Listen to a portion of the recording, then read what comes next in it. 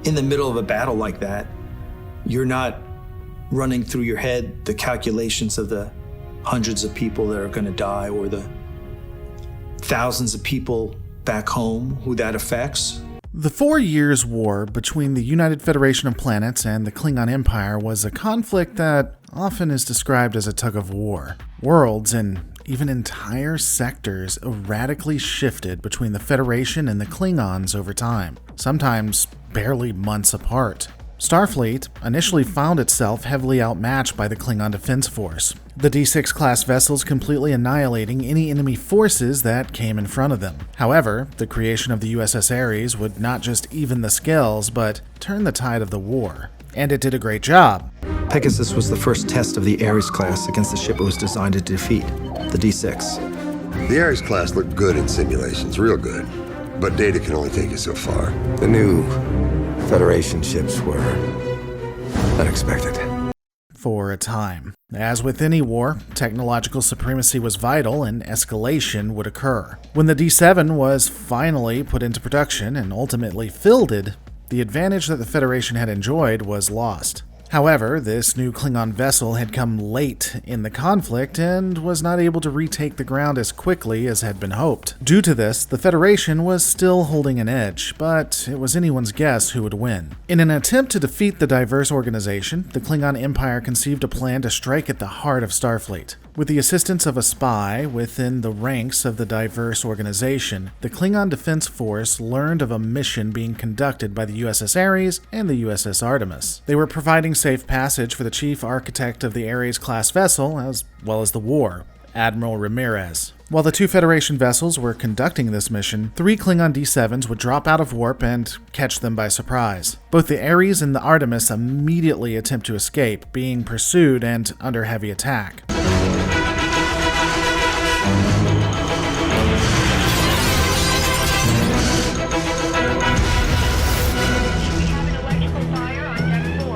Helm, hold her steady. While it's not explicitly stated, it seems that both the impulse systems and warp drives of the D7s are superior to that of the Ares. Neither Federation vessel appears to be able to outrun their pursuers by any measure. What's odd to me is that neither ship really does attempt to strike back either. To be fair, their weapon systems go offline later in the battle, but not initially. They just didn't fire back. You could say that they may have been so focused on escape, but crews of both sides act extremely calm and professional throughout. Even if the weapons wouldn't have been as useful against the D7s, which, if the Ares can't do damage, then Starfleet should just give up at this point, but even if they aren't as effective, sometimes you get a lucky shot, so firing back is the best choice.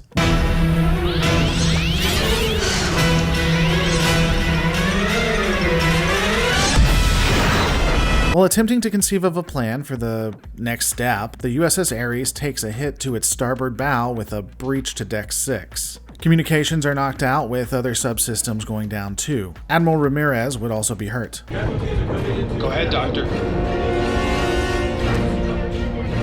You know, really, this probably could be classified as a bad day for him. Captain Garth and Jaconde are able to get back in communication and discuss escape options, but when Ramirez's critical status is revealed, Jaconde orders Garth to run while he and his crew buy them time. Thanks for calling me back. I thought you'd hung up on me. Ramirez is in sickbay. He's critical.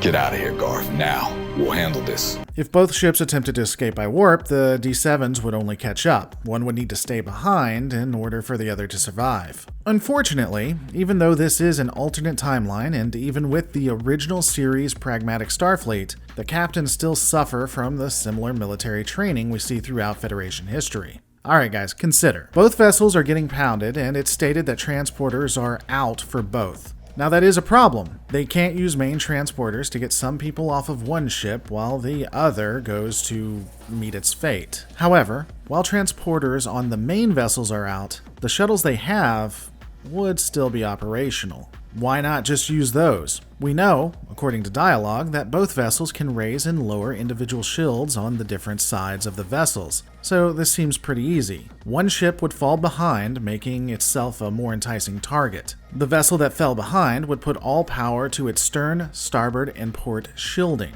The vessel in front would have the shields to the starboard, port, and bow. They would then begin beaming officers from one ship to the other. This should be able to be done without launching any shuttles. We've certainly seen it occur in the past, and honestly, it doesn't make much sense because transporters work within structures all the time. This would be done until one of the ships has taken too much damage, and then escape for that vessel would be impossible. A skeleton crew on that vessel would stay and blow the D7s to hell and back. Hell, even if they had to launch shuttles, they would run the risk of those shuttles getting hit and exploding, but at least it's giving people a chance. But alas, none of these options are considered. Because if there ever was a Starfleet tactical policy, it was that you can only use the systems on the main vessels, never any secondary ones.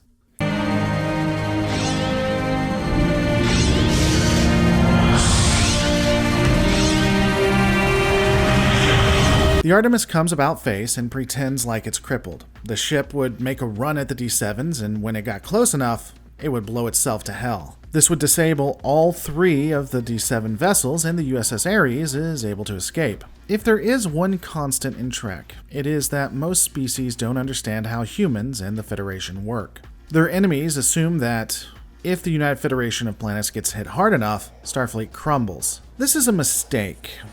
The Federation isn't afraid to fight.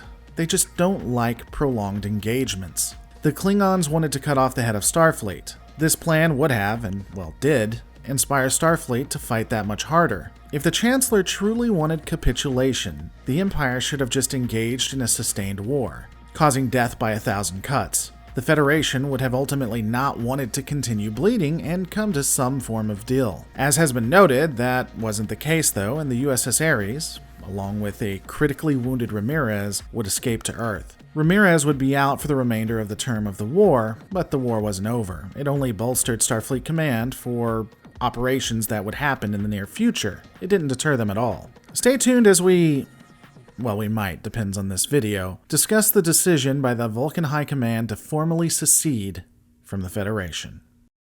We'll beam Ramirez to you. We can lower our ventral shield just long enough to get... Captain, we've just taken heavy damage to the ventral power conduits. It's knocked out the transporters. Damn it.